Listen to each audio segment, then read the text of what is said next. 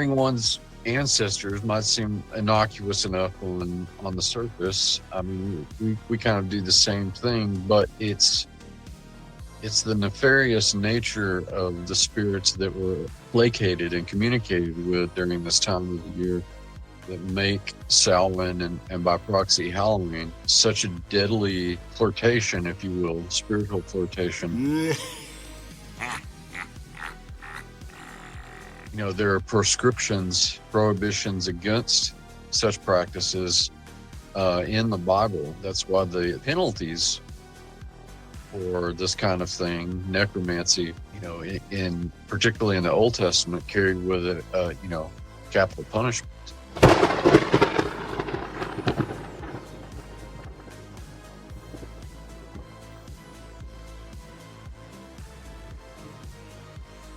Trick or treat, trick or treat, trick or treat.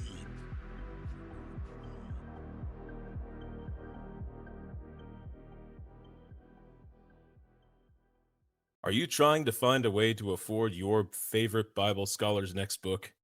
Are you searching for the next biblical research book to fill your shelves?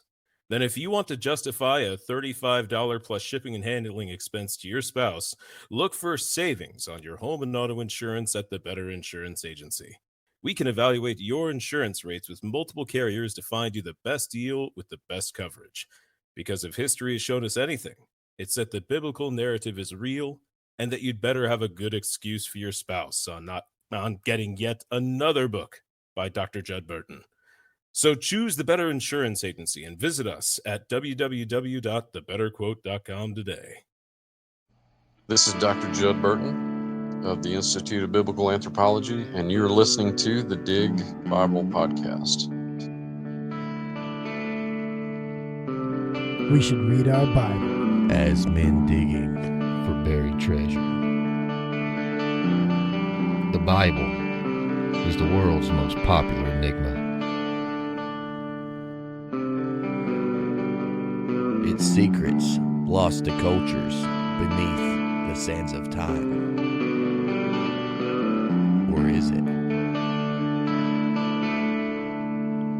It is the glory of God to conceal things, but the glory of kings is to search things out.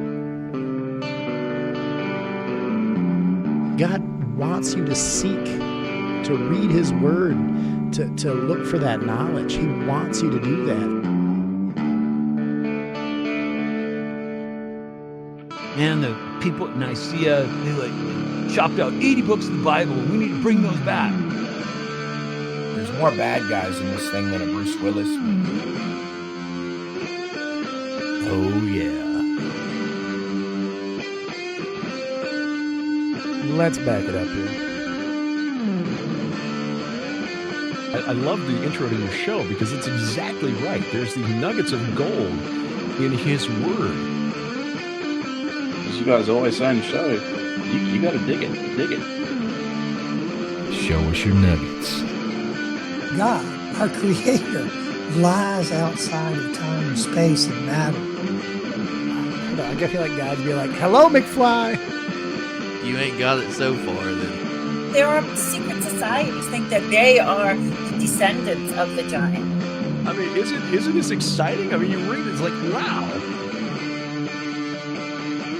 Nephrology round table. But these angels were taken to help immediately. Do not pass go, do not collect $200. You're out of the game. Dirty hands means clean theology. Can you dig it?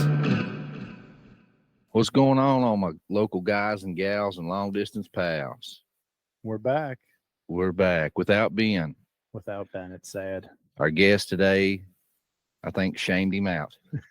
He's got a better beard. He knew he couldn't compete, so he's like, guys, I'm sitting this one out. Well, today with us we have Dr. Judd Burton, the president, owner, the CEO of the School of Biblical Anthropology. Thanks for being on with us again today, Judd. Happy to be here. Thanks. Yeah, it's been a while, and I know last I'd heard that you and Dr. Aaron Judkins were gearing up for a Fringe Pop 321. Yes, that's the plan, is to take over. That was kind of a torch that the late Dr. Heiser passed on to the both of us, and so we're kind of spitballing potential episodes and guests right now. We've got enough content that Mike recorded a couple of years ago to kind of last us through the year. So it's probably going to be the beginning of next year when we start doing just episodes with he and I. But we're really excited about that. Yeah, I spoke to Aaron on my other show, the Prometheus Lens, and we was talking about it, and he said he was really excited too to work with you and get started on that. Yeah, it's going to be a lot of fun. Well, I know this is how you say not to tread old tires, and but I've heard you talk about Halloween on some other podcasts, and I was wanting to pick your brain and let you explain that to some of our listeners, and maybe go down some rabbit trails that haven't went down yet with you. Well, because it is the season. The leaves are starting to change, things are starting to die, and all the witches and the covens are all gearing up for the thinning of the veil, so to speak. So I found no one better to have this conversation with than you. Well, I'm honored.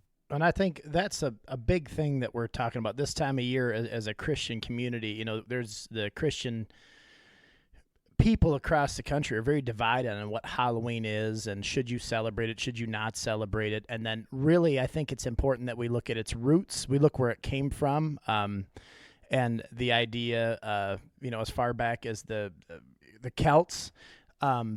Just want to kind of go through the basic history of Halloween and then kind of get to where we are right now with a couple things. And I'd love to talk to you a little bit about that idea of the thinning of the veil. It's something we've been looking at a little bit lately as well too. So, but as far as in my experience from all the research of this stuff is the holiday, the Celtic holiday of Samhain, or it's pronounced that way, but it looks like Samhain when you look at that. So, Judd, can you kind of give us a breakdown of where all this idea started from?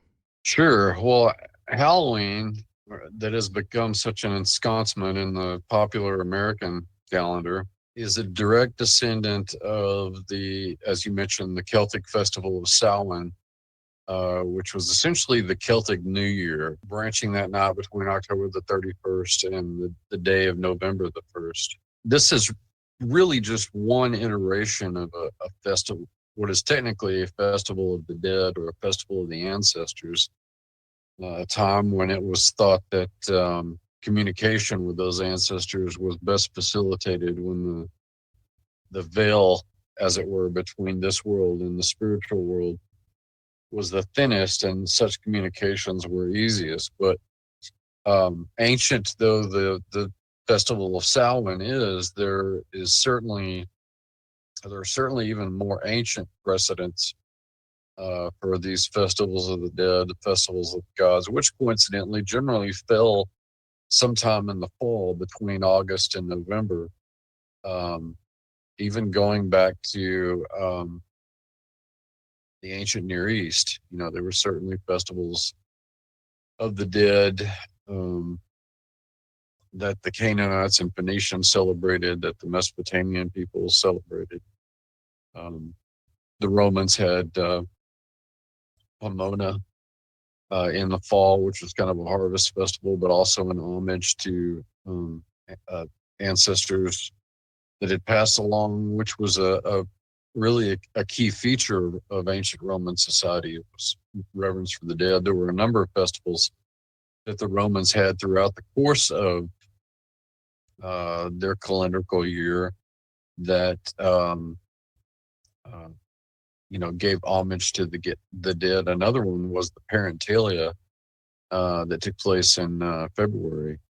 But generally, these festivals of the dead occurred during the course of the latter part of the year, during the fall when the harvest was being brought in.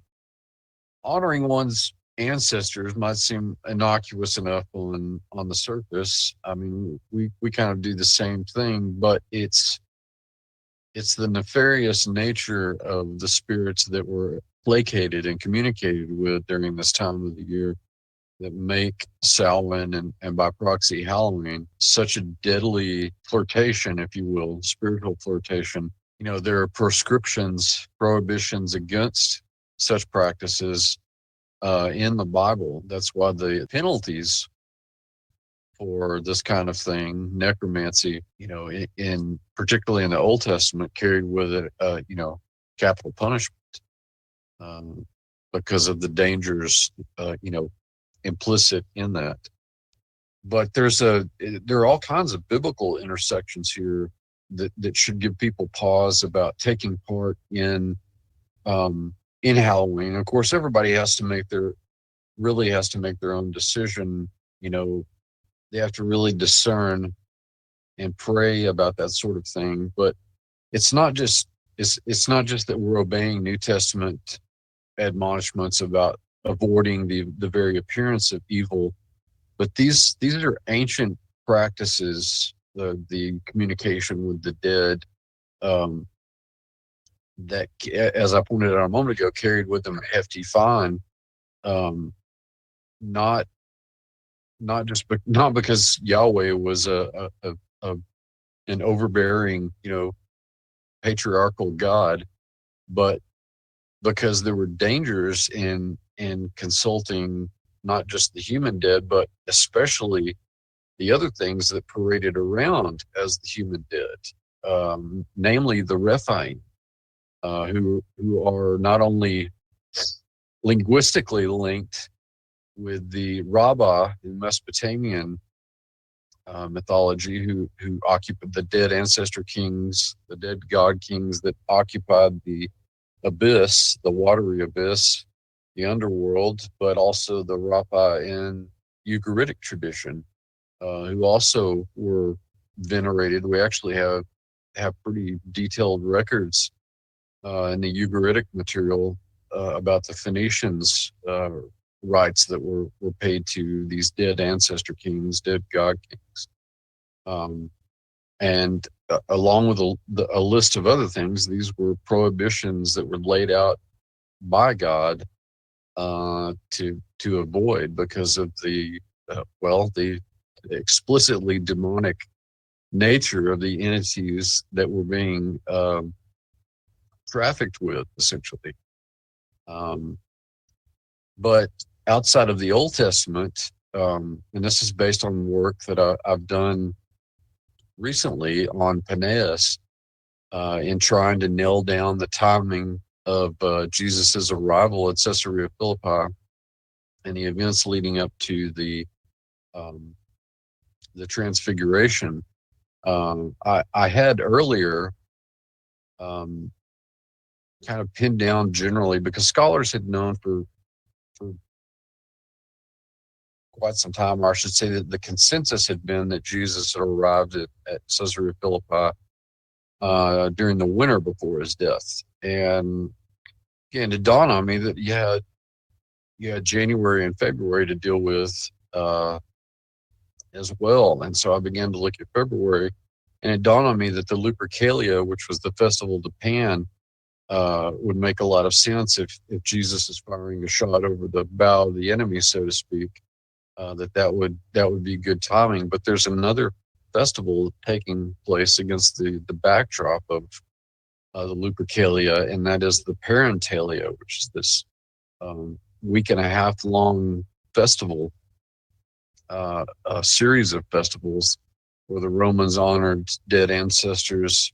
And on the last day of the Parentalia, which I believe now coincides with the Transfiguration, the Greco-Roman culture celebrated this last day of the Parentalia as probably the most ominous of those days, because it was thought that the most wicked and nefarious of those spirits were to be placated on that day. So it's a perfect juxtaposition of the Transfiguration. and all that represents. And so there are these, there are glaring examples in the Old Testament of why we shouldn't engage in necromancy, and there are certainly many prescriptions against it in the New Testament as well. Not only in Jesus' ministry, but also the apostles that wrote letters echoed, that concourse with the dead that the pagans took part in. Now, quick question, Judd. You were saying about the parentalia. Is that around that same time of year that we're talking about, like early winter or late fall? Well, the parentalia is actually on the Roman calendar is in February. Oh, okay. But it evokes a similar kind of theme and practice. But most of these festivals of the dead took place, just statistically, took place somewhere between August and November. So it makes sense to me that it's kind of in the fall like that, because and the way that I've always understood it was, it's the end of life into death as we go in from autumn into winter. You're seeing the dying out of the leaves, the crops are being harvested, and all of a sudden you have the barren trees and things like this. So you're seeing a transition of, exact opposite of like the spring equinox, when we start seeing all of a sudden death back to life, right? So yeah, is that the core reason why those holidays were around that time, or why did they believe that the veil was so thin at that time? Well, it's that, and that the late anthropologist Sir James Frazer wrote in his seminal volume, the Golden Bough, which I recommend people check out. It's a little dated, but it still serves as one of the hallmark works on magic and comparative religion. And Frazer devoted an entire section of this multi-volume work on the dying and resurrecting God, the corn deity, as he called it, that you find in the form of gods like Osiris in Egypt, and Mithras, exactly, and another one might Melkart or Adonis in Phoenician mythology. They all represent this same kind of thing, which ultimately is a kind of mockery of Jesus' sacrifice. That Jesus is as C.S. Lewis put it, he's the myth that's true. So he is the dying and resurrected God. On all these other things, just like in the demonic realm, are a counterfeit of the original. It's flipped on its head, so to speak. But this is a time when a lot of those deities were also honored, that had to do with the agricultural cycle, the dying and the rebirth of the year. And that's why so many of these agrarian calendars started their new year in the fall, is because their concept of sacred time was reflective of what they thought the gods were doing throughout the course of that year. And so it's all kind of snowballed together. There's a lot of overlap between that and the concept of communicating with the dead. But see, I spoke with Luis Marcos, and I don't know if you're familiar with his book, but it was the Myth Made Fact, and he took that quote from Lewis, and me and him got to talking, and I told him, I said, I always seen that, how Scripture says what the devil intends for good or for evil, that God turns for good for those who love him. I asked him, I said, I've always kind of seen when people talked about, Mithras and Adonis and Osiris, even if the devil meant it as a perversion, God spun it as a good thing, as basically like a preconditioning. Because, if you think that God didn't speak to his entire creation, and he only chose to reveal himself to the Jews without even any kind of preconditioning. When these Gentiles heard this story, it would be almost like they were being invaded by a foreign god. So at least with this, preconditioning that they had, it was a familiar story to them, and they were more prone to accept and believe it. Right. And I'm not a Jungian by any stretch of the imagination, but I do think that in a lot of ways we're hardwired, we're created to think about these kinds of things. It's just that God, Yahweh, had a plan from the beginning, and those members of his heavenly host that rebelled against him, that led this coup against him, knew part of that plan, and so they corrupted it, in the millennia leading up to it. Now, we could do an entire other show on just the mythic themes that have been corrupted, that were only realized in reality by Jesus Christ. But it's almost like another example would be like the demons had, and the fallen Elohim as well, they didn't have a complete picture, but they had a better foresight of things down the road than we did. And so they were able to position themselves in the cultures of the world and to engineer those cultures for their own ends, and even to geographically situate themselves in the ancient Near East. They didn't exactly know. That's why so many of the giant tribes early on were in the prehistoric and the ancient Near East. They didn't know exactly where the Messiah was going to show up, but they had this general idea about it.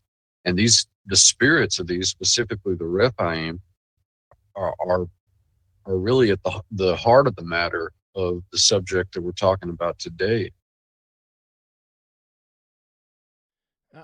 I got one more question. It's, I guess, it's still on the same track. I promise I'm not going to jump around too much. But looking into these, and we see these festivals, and we see them all around the world. We talked about Samhain from the Celtic culture. Obviously there's, All Hallows Eve or Halloween here.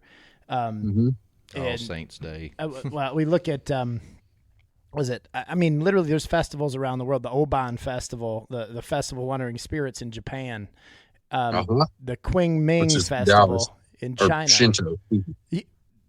And then I can't even pronounce this one in Taiwan. It's like Zhongwai, but it's the Hungry Ghost Festival. Yeah. And then the Jia Jatra in Nepal, and it's you're celebrating. It's always this veneration of the dead, and you're seeing it in all these different cultures around the world, and it's a very similar thing. And it's usually, like you said, around that time of year. I'm seeing all these festivals happen like around the very end of August through the end of September, or the end of October, beginning of November, like November 1st. It's that harvest time.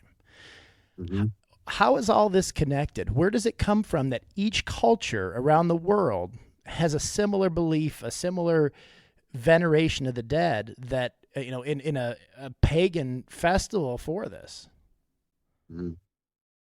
Well, as I see it, people have two alternatives. There's the archetypal, which is more kind of the scholastic academic explanation, is that there are these mythic archetypes that express themselves in similar ways throughout different cultures, simply because that's how humans think. But I think it goes beyond that to the second option, because the other option is that, yes, God, I think, hardwired us to believe a certain way, to believe in certain things, because that's all wrapped up in our spiritual fulfillment as well. But these corrupting influences, these gods of the nations, as it were, in keeping with the divine council worldview, the Deuteronomy 32, take on all of this, is that they ensconce themselves in places where they could affect and engineer these different cultures, and revealed themselves as the overlords of these various, cultures. And those systems that they set up were carried on by either the gods of the nations that remained in place, or by their progeny and later generations of tribes of giants. So really, I think those are the two options at the end of the day that certainly a general audience would have to consider. And secondly, in particular, a believing Christian audience would need to take into account that, the reason that mythologies around the world and the festivals that are associated with them, because that's really what festivals and ritual are, is they're the almost theatrical reenactment of mythologies. So said anthropologist Victor Turner, who was also very, very keen, very insightful in these kinds of things. But that's really why we see a lot of similarities in the timing of these festivals, in the themes of these festivals of the dead, is because they're all, a lot of these people around the world, the vast majority of them are getting different slight variations on a theme, culturally nuanced for a particular society, as revealed by these gods of the nations and their later projects.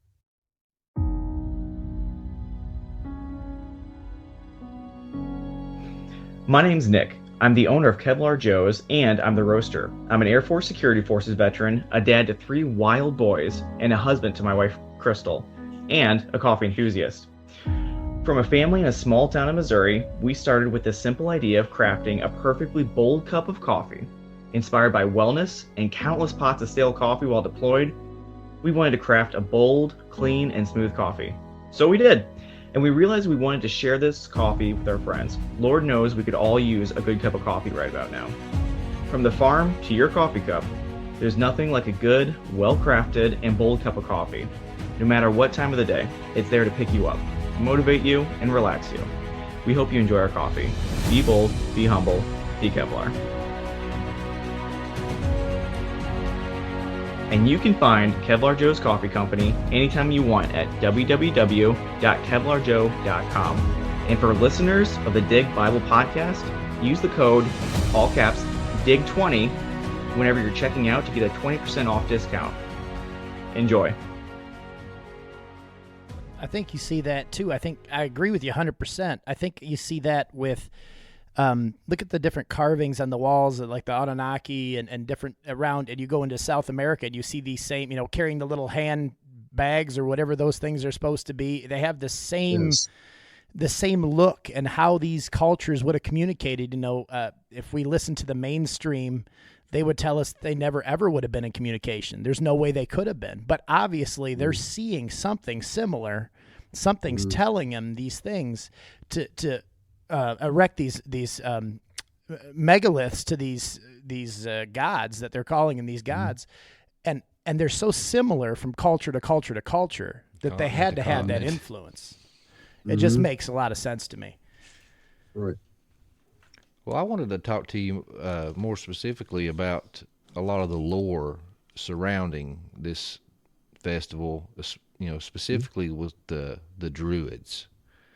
And you hear, on different podcasts and blogs and stuff, and you hear about, just like, for example, bobbing for apples. Bobbing for apples was when the Druids would go and kidnap children and boil a cauldron with apples in it, and told the children they had to stick their face in and grab an apple if they wanted to avoid being sacrificed. Or, building these huge wicker men and putting people in it and burning them alive. Just some of these, the myth and the lore surrounding the Druids and these human sacrifices and things like that. I'm just wondering if maybe you could elaborate on some of those and, separate fact from fiction. Well, what we know about the Celts is largely taken from Greek and Roman sources, and of course the Celts as a kind of general designation for Caucasian peoples in Northern and Western Europe. There were, of course, ethnically, it's a little more complicated, but this general culture of the Celts, what we know about them comes largely from the people that gradually conquered them. So the Greeks and Romans first, and then of course there were later peoples that were brought about as well during the Dark Ages and late antiquity. But we do get these little artifacts within the text of these Greek and Roman historians that do corroborate some of what the Celts in general and the Druids specifically were up to. And you mentioned the Wicker Man sacrifice, which is recorded in a number of occasions. I think not the least of which is Julius Caesar's Gallic commentaries on his conquest of Gaul. But the Celts themselves, the only alphabet that they had was the Ogham alphabet, and it was used extremely sparingly and only by the Druids. The Druids didn't really write anything down because they thought that writing something down somehow demeaned it. They were largely an oral culture, and they transmitted vast amounts of complicated information and a very complicated educational regimen that they went through, from Ovid to Bard to Druid. But a lot of the emblems and practices that survive in modern Halloween celebrations are kind of watered down versions of the original. The jack-o'-lantern is probably the most prolific symbol of Halloween in America.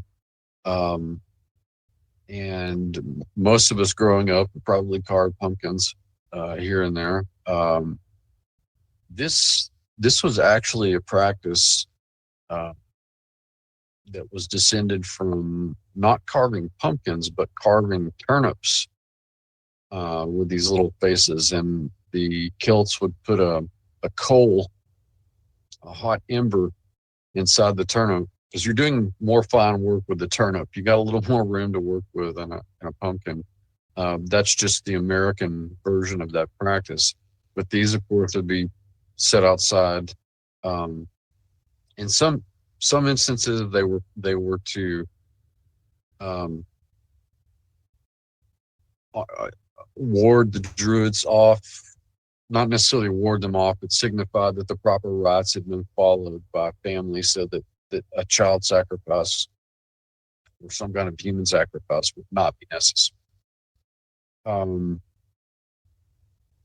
The other interpretation is that they signified, in fact, where Druids were supposed to stop to pick up sacrificial victims that were dispatched in any number of ways, not excluding the Wicker Man practices. But that's probably one of the more prolific images and rites that survived in a kind of watered down version. Another is the actual dressing up. We associate today, at least the commercial end of Halloween, we associate with people and kids in particular dressing up as, all kinds of ghastly things, from the traditional ghosts to, vampires and werewolves and mummies and witches and zombies. Even their favorite superheroes or what have you. It just sort of runs the gamut. But this is a practice that is probably goes back to the oldest foundations of Druidic religion, before they began to conceptualize their gods as anthropomorphic. And so there's a kind of totemistic element to it. A totem is just an animal spirit. And in a number of the sort of raucous, almost carnival type rites that were observed by the Celts at Samhain, they would don these animal masks, sort of take on the not just the natural sort of behavioral aspects of an animal, but any supernatural qualities that were assigned to particular animals. To a lesser extent, although it's not associated with Samhain or Halloween, it's in the Nordic world. By way of illustration, the berserkers in Norse culture they were called berserkers because they would actually wear bear skins. That's what that means in German, and in some cases wolf pelts. So again, the practices that we see today, which have been largely commercialized, although they're still arguably spiritually very dangerous, stem from these older very crucial components of rites in the I would argue not just the ancient world but the prehistoric world as well. When humanity's exposure to these fallen Elohim and their progeny, the giants, was still very fresh. Well, the trick or treat, now, is that associated with that too, with the Druids, or is that just something that's been, Americanized? Or well, no, there again, that's sort of tied up with the jack-o'-lantern practices. As a kind of token, if you've done the proper rites to avoid, having members of your family taken into that sort of sacrificial raffle. But what it grew into was a kind of sanctioned mischief. We typically don't think about that in societies that are based on law and order, but it happened with some frequency, probably with frequency that would alarm people, even in the Christian West. I mentioned the Festival of Carnival that happened in February, which is probably a descendant of the Lupercal on the Roman calendar, but it and is preserved in festivals today, even like Mardi Gras. But it was this raucous festival where, not to put it too bluntly, but such pornographic imagery was paraded, down the thoroughfares of cities, and people were sort of given license to be given over to, this kind of riotous debauchery. And so that too is sort of wrapped up in the trick or treat idea, but it again, over the centuries, it got watered down. When Halloween arrives on American shores, really in the 17th and 18th century, it's largely a mainstay of the Virginia colony and the colonies that were associated with the Anglican Church and later Catholic Church, like the colony in Maryland. But in the Puritan northern colonies, it was eschewed because those were all based on Reformation theology, those Protestants. And so Halloween and even things like Christmas were kind of eschewed because they were associated with the Catholic Church. Of course, by this time, the Catholic Church had sort of christened the festival of Samhain, and it became Halloween, or All Hallows Eve. But when it arrives to the shores, it takes a couple of centuries for even the sort of watered down, banal versions of those practices that arrive in the States in the form of colonies, rather in the form of, parties and games and things like that, and dressing up. It's really not until the 19th century where we see this, in the middle of the 19th century, there's a huge influx of Irish and German immigrants. And the Irish bring with them their Samhain traditions that have been largely sort of christened by the Catholic Church. But the trick-or-treat traditions turn into an excuse for the kind of license in a way that you saw in the Carnival Festival with all of its debauchery, except it's mischief in the form of I'm not just talking about playing a trick on somebody. not just playing a trick on somebody, but vandalism and arson and just theft, all manner of crimes literally committed. So much so that in the beginning of the 20th century, there was a push to promote which I suspect is also demonic at its heart, was a push, a popular social push to get kids more involved and to kind of blunt the criminal aspects of Halloween. Yeah, that was Elizabeth Crabbs, wasn't it, in Newaka, Kansas? Yes. Yeah, I had read up on that. I never knew that. That blew my mind. It was like, basically, it was like the 1920s to the 1950s. You seen children being incorporated in these large parties because of this woman, Elizabeth Crabbs, in Kansas. It was 1913. She threw the first like huge block party, and said that basically the kids were destroying the gardens and vandalizing, doing all these things. So she just thought she could wear them out, and it didn't work the first year. So the second year, she doubled down, and all the crime and the mischief seemed to settle down. So it just kind of spread from there. I thought that was pretty wild. Yeah, it is.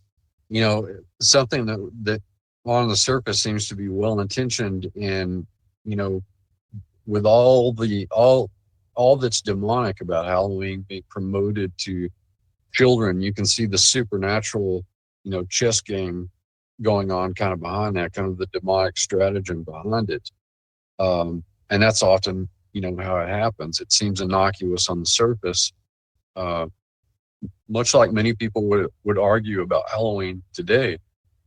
But underpinning the festival itself are all of these very archaic and in fact demonic elements.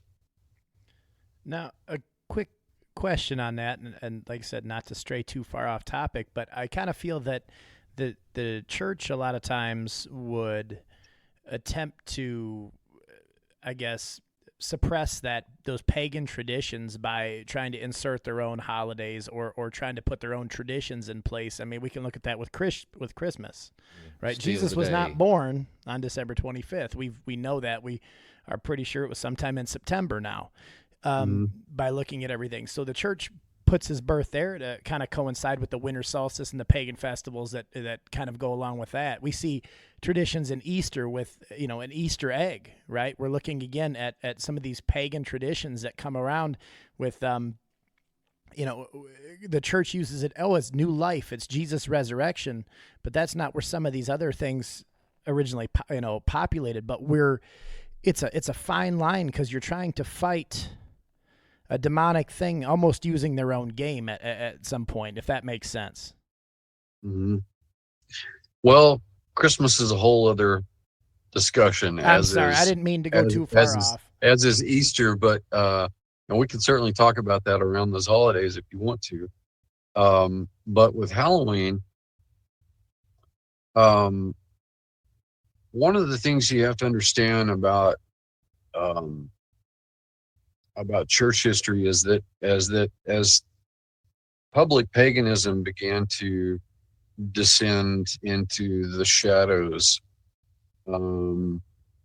basically beginning with the Edict of Milan under Constantine, when Christianity gained sanction, it would eventually become the official religion of the Roman Empire. But when the church began to send missionaries into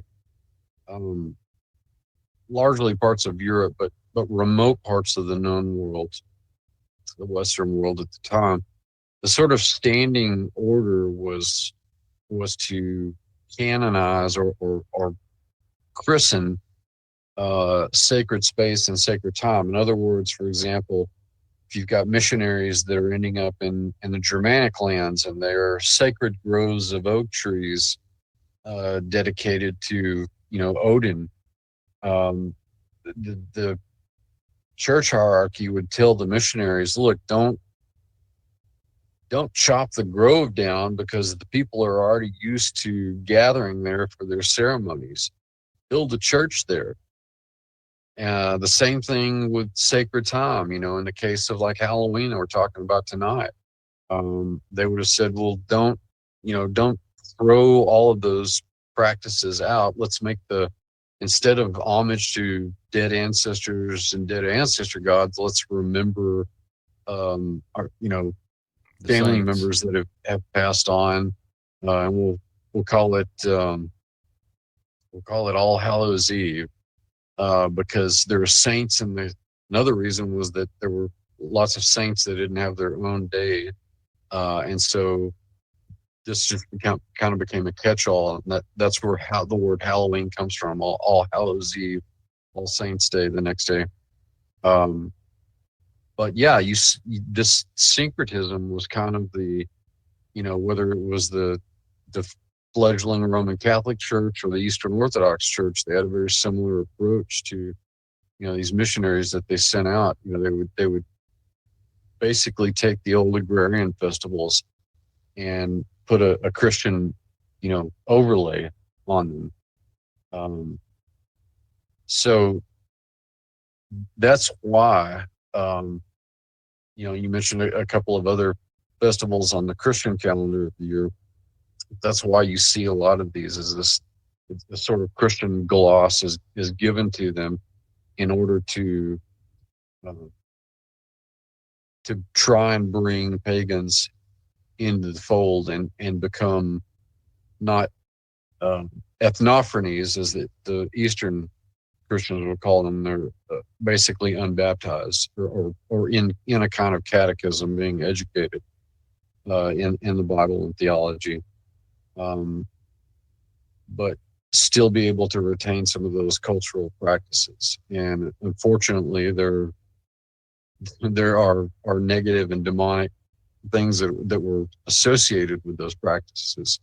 And what ended up happening is they provided a kind of vehicle for the conveyance or perseverance of those practices. That's because a lot of them show up in, I mentioned public paganism a moment ago. Because paganism went underground, it didn't disappear.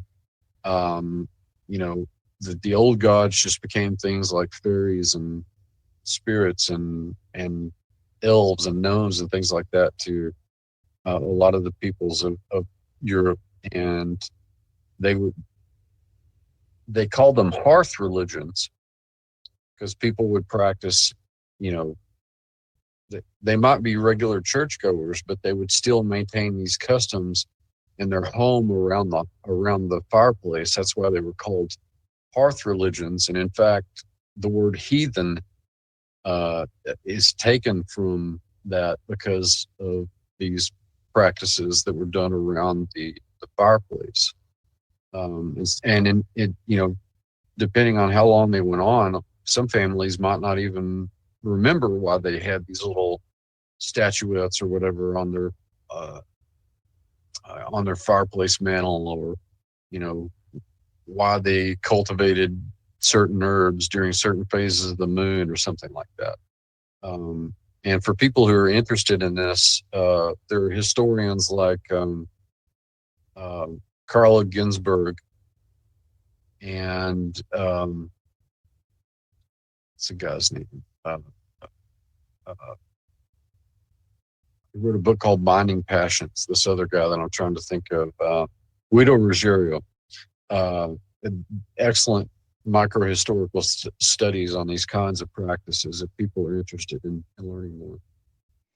It seems like at the root of that, you see this, it's almost like a massive, spiritual warfare that we're not even seeing. So we have these pagan holidays that are put in place, in some cases thousands of years ago. And then we're seeing, we try to curb it for the better. It's a back and forth. But I think Vicky Joy was the one that told us, and it's one of the things that's always stuck with me. She goes, you don't always have to leave the door open. Sometimes your window is just cracked just enough for something to creep in. And that spiritual warfare, I think, is all around us, and we see it in so many different ways. And at the same time, sometimes the scariest ones are the ones that we don't know are affecting us, right?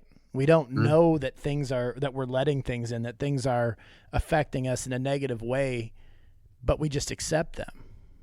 And I think that that's a huge part in our culture today you could say that about Halloween. We can say that about a lot of different things in our culture today. But I think that, every time we give something an inch, they want 2 more inches. They're just going to keep taking more and more and more.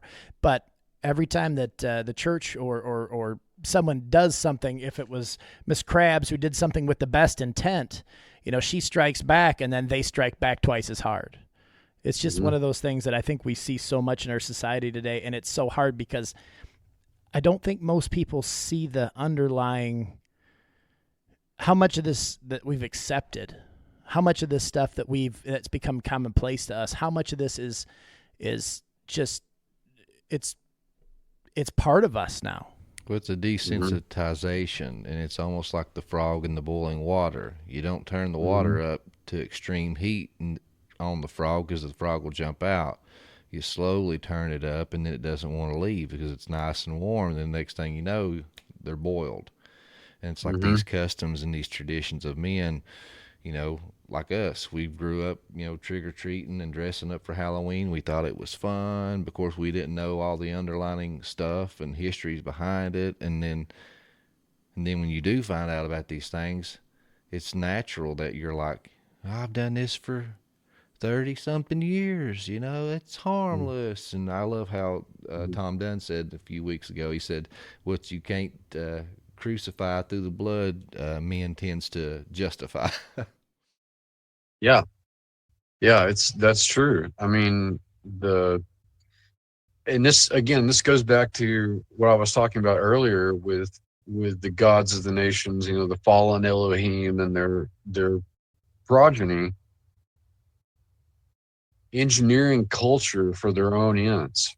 I wrote this paper a couple of years ago called "The War of the Words," where I traced words for king and ruler in Indo-European languages, which those words share phonetic and morphemic similarity. But I traced them all the way back to the roots for words like Rabbah and Rephaim and Rappa, because you get words like Rex in Latin and Roy in Spanish, Ray in Spanish, Free in Gaelic, Rajan in Sanskrit, in Araha and Tagalog in the Philippines. Literally dozens upon dozens of words with that initial R vowel morpheme that seem to stem from this concept of these underworld gods. And that's just one word. And that's, again, across so many cultures across the world, which, again, shows that connection. Yeah, because out of Proto-Indo-European sprang 90% plus of the languages spoken in the Old World, on the continents of Europe and Asia. And the more that I study Proto-Indo-European and Proto-Semitic, and in particular, Eastern and Central Turkey, ancient Anatolia, there's a lot going on here, linguistically and culturally in prehistory and early antiquity, that I think is going to revolutionize biblical studies in the next 5 or 10 years.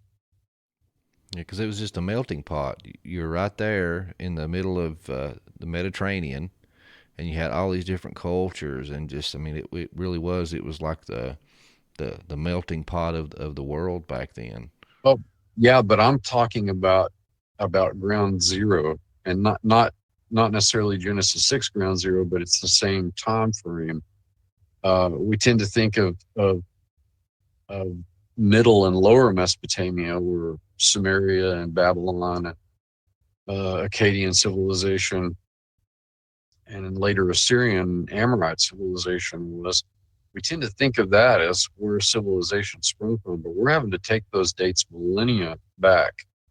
And we're finding that the wellspring of civilization, city-state dwelling, is actually more to be found in eastern and central Turkey, ancient Anatolia. Yeah, Göbekli Tepe, which is the southern end, particularly areas like the Armenian highlands and the mountains of Ararat in far eastern Turkey. That's the southern end of the Proto-Indo-European heartland.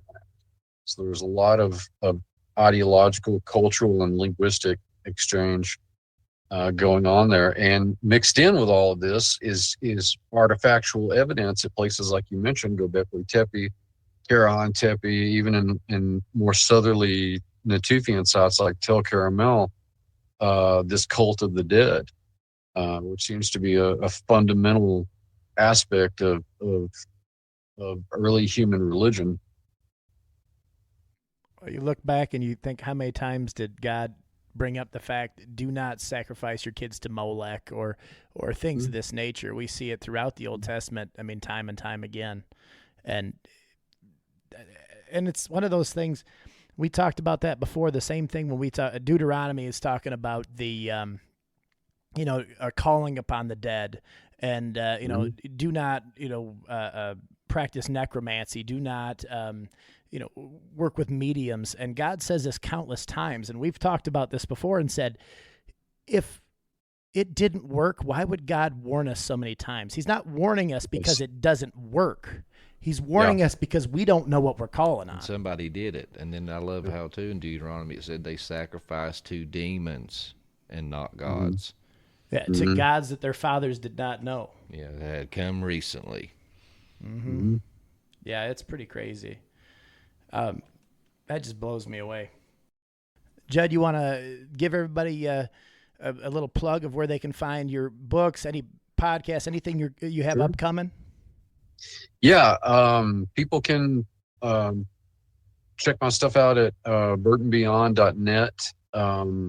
If I teach coursework on this stuff, the one that's really hot right now is preternatural morphology, where I go through a biblical analysis of things like vampires and werewolves and demons and zombies and tie them back to the pre-flood world. And biblical demonology, also a pertinent topic. And if people want to check those courses out and take them, you can register anytime. And you can find that at burtonbeyond.net/IBA. And that'll take you to informational courses. I've got, as I pointed out, I've got some books in the works. Dr. Aaron Judkins and I are finishing up the Göbekli Tepe and the Bible book. Doug Van Dorn and I are working on a book on the Serpent Mound of Bashan. And my long-awaited book, The Van Helsing Way, should be coming out towards the end of this month to kind of coincide with, I think it's a pretty timely release, actually. I don't know, not just in terms of the year, but also just in terms of the general times we live in. People need to be more aware of this sort of thing. Awesome. Well, thank you again so much, Judd. We really appreciate your time, and we look forward to talking to you again in the future. My pleasure. Anytime, guys. All right, thank you, Judd. Appreciate it. I guess I want to go on record and just say that we have to understand that this spiritual warfare is all around us all the time. Things like Halloween are something that we have to look in the mirror. We have to say, hey, is this affecting me? Is this one of those things that are we letting something evil in? Is it something that we shouldn't participate in? Just as Miss Krabs did, she tried to do something for the right reason, and it may have been great for that neighborhood and for those people because she took those people away from the vandalism and things that got them together to be part of a community. But at the same time, there is a fine line there. But I'm not saying that anything is wrong. If you take your kids trick-or-treating or if you go and do something of that nature, I'm not saying those things are wrong, but you have to make that decision. You have to understand whether you believe that's affecting you in a negative way. Is that something demonic that you're letting in your life? Is there something that is negatively impacting you? But we're never here to condemn. We're only here to kind of shed some light on things. So appreciate everybody listening. Love your time that you take to listen to us babble on and actually just come to listen to amazing people like Judd. But as a whole, we just really want to say, read your Bible, be in your Bible, make God's word part of your everyday life, because that's the best way to have that discernment to make the right choices. And I think, too, knowing is half the battle. You know what I mean? Knowing and intent. So now you know if you do these things, and now that you do know, you can be on the spiritual watch, so to speak, and when you see some things that don't look right or sit right with you or the Holy Spirit, then you know to avoid those things, to stay away from them now that you know. But like you said, it's a matter of intent, a matter of the heart, and that's all on you and between you and the Lord. Thanks, guys. Keep on digging. Hey, guys, thanks for listening to the Dig Bible Podcast. If you would, check us out on Facebook, Instagram, Twitter, YouTube. Comment. Tell us where you're from, because that would be cool. Comment, subscribe, like, hit the thumbs up. Share with your friends. Share the love. Till next time. See you later. Trick or treat!